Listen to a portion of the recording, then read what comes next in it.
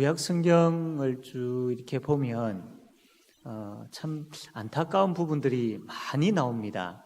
그 안타까운 부분들이 뭐냐면 이 이스라엘 백성들이 하나님을 너무 이렇게 함부로 대하는, 그래서 하나님을 실망시킨 그런 내용들이 참 많이 나옵니다. 하나님께서 이 이스라엘 백성들을 어떻게 구원하셨고 어떻게 사랑하셨는지 그 말씀을 통해서 우리가 잘 보아할 수 있는데, 그 이스라엘 백성들은 그 하나님의 역사하시는 현장에서 직접 경험하고 또 그 하나님의 말씀을 듣고 또 그 하나님께서 보여주시는 기적들도 그들은 많이 보았을 겁니다. 그 베풀어 주신 은혜가 너무나도 엄청남에도 불구하고 그들은 그 하나님께서 그들에게 행하신 그 은혜에 대해서 반응이 없었습니다. 별 반응이 없었습니다. 오히려 거기에 대해서 정말로 감사하기는커녕 불평하고 또 하나님을 배반하는 일들이 참 많았습니다. 우리가 읽지는 않았지만 시편 78편 12절 말씀 보게 되어지면 이 옛적에 하나님이 애굽 땅 소환들에서 기이한 일을 그들의 조상들의 목전에서 행하셨으되 그가 바다를 갈라 물을 무더기같이 서게 하시고 그들을 지나가게 하셨으며, 홍해를 가르치는 걸 이야기하죠. 그리고 그걸로 지나가게 하시는 그런 내용들을 이야기합니다. 그리고 이들이 광야 생활할 때에 참 낮에는 구름 기둥, 또 하나님께서 밤에는 불 기둥으로 참 이들을 인도하시는 그런 역사에 대해서 쭉 말씀을 하고 있는 것을 봅니다.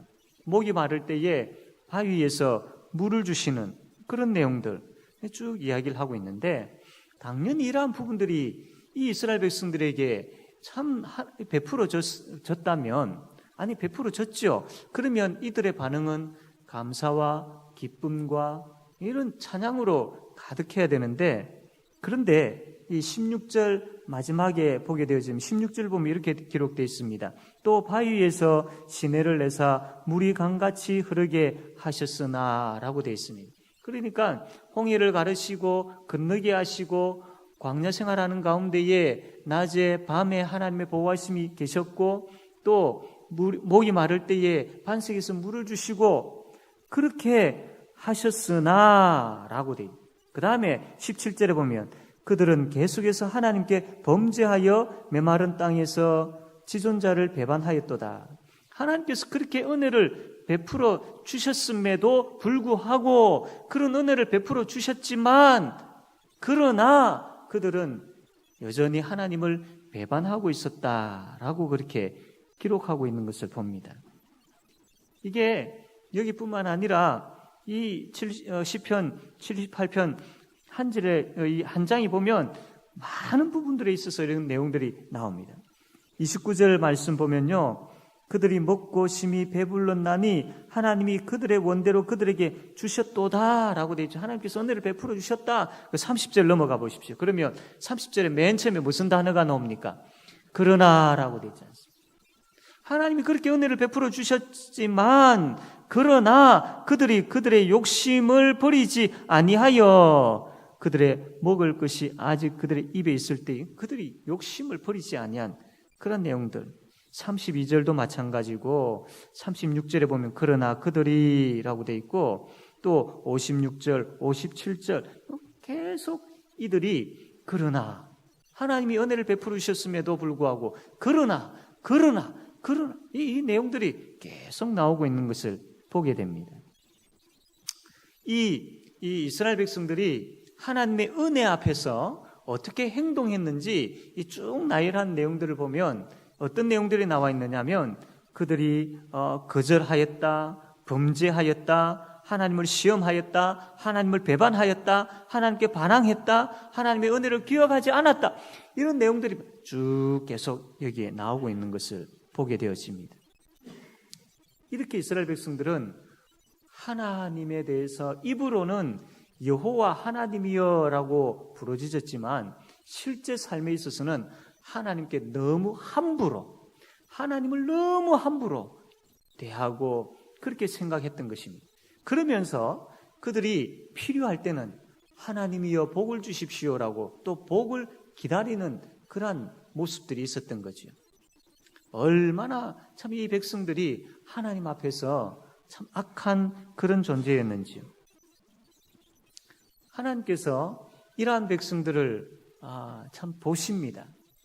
보시고 이 하나님께서 이 백성들의 행함을, 이 백성들의 배반함을 보시고 그냥 계시지 않죠. 그래서 21절 말씀 보니까 그러므로 여호와께서 듣고 노하셨으며 야곱에게 불같이 노하셨고 또한 이스라엘에게 진노가 불타올랐으니, 이 백성들이 그러나의 신앙을 가지고 하나님이 그렇게 은혜를 베풀어 주셨음에도 불구하고 그들이 기억지 아니하고 오히려 그들이 배반하는, 그러나 하나님의 은혜 앞에서도 그러나 하나님께서 이들을 얼마나 품으셨고 사랑해 주셨는데 그 앞에서도 그러나의 신앙으로 이들이 살았을 때 이 하나님께서 화를 내고 계시는 것을, 진노하고 계시는 것을, 불같이 노하셨다라고 하는 것을 보게 되어집니다. 이 노하심은 어떤 부분들이냐면 남편이 정말로 아내에게 시간을 투자하고 돈을 투자하고 열정을 투자하고 그가 가지고 있는 모든 것을 다 투자하여서 아내를 사랑하고 아내를 위해서 살았는데, 그런데 정작 그 아내는 남편을 사랑하지 아니하고 그 남편의 극진한 사랑이 있음에도 불구하고 그게 반응을 보이지 아니할 뿐만 아니라 오히려 다른 남자를 사랑하게 되어지는 그런 상황이죠. 그러한 상황에서 남편이 얼마나 화가 나겠습니까? 마치 이와 같은 것이죠. 하나님과 이스라엘 백성들 사이의 관계가 지금 현재의 모습이 마치 이와 같은 거다라는 겁니다. 이 정도 되었으면 이제 하늘에서 불이 떨어져야지. 이 정도 되었으면 땅이 갈라져 가지고 그 이스라엘 백성들이 거기에 다 파묻혀야 됩니다. 그런데 이 말씀을 보면 하나님께서 진노하셨더라라고 이렇게만 끝내지 않으셨습니다. 진노하시고 하늘에서 불을 내시고 땅을 가르셔서 이들을 다 죽였더라라고 그렇게 되어 있지 않습니다. 하나님께서 이러한 이스라엘 백성임에도 불구하고 그러나의 신앙을 가지고 살아가는 이들임에도 불구하고 하나님의 복은, 하나님의 은혜는 이스라엘 백성들에게서 여전히 끊이지 아니하고 계속 부어지고 있었던 겁니다. 그것이 바로 오늘 우리가 읽었던 23절에서 29절까지의 말씀이죠. 홍해를 가르시고 건너게 하시고 그런 여러 가지 복들을 주셨음에도 불구하고 그들이 하나님을 배반하고 기업지 아니하고 그들이 불평하고 그들이 하나님을 떠났으나 하나님께서 그럼에도 불구하고 여전히 그들을 향한 하나님의 사랑을 놓지 아니하시고 끊어버리지 아니하시고 모른다 하지 아니하시고 그들을 다 죽이지 아니하시는, 오히려 23절에서 보았던 것처럼 하나님께서 이들에게 더 풍성한 은혜를 베풀고 계시는 것을 보게 되어집니다. 38절 말씀 마찬가지지요. 우리 38절 말씀 한번 같이 한번 읽어보겠습니다. 38절입니다. 읽읍시다. 시작.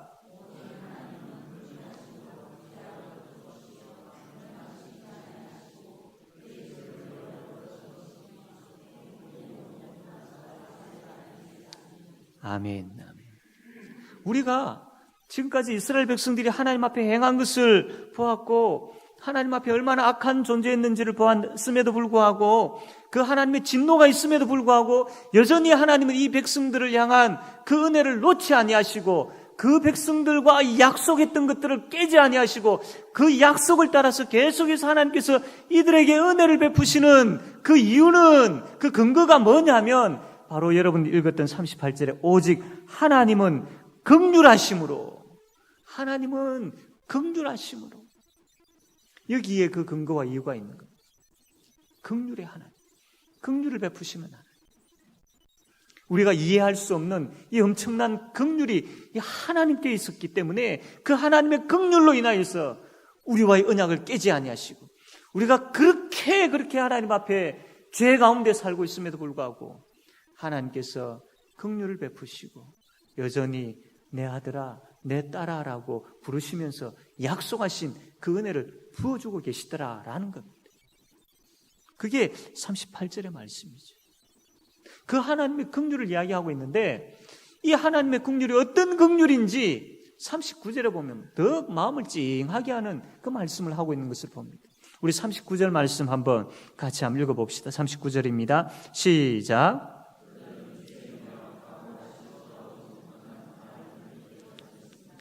아멘.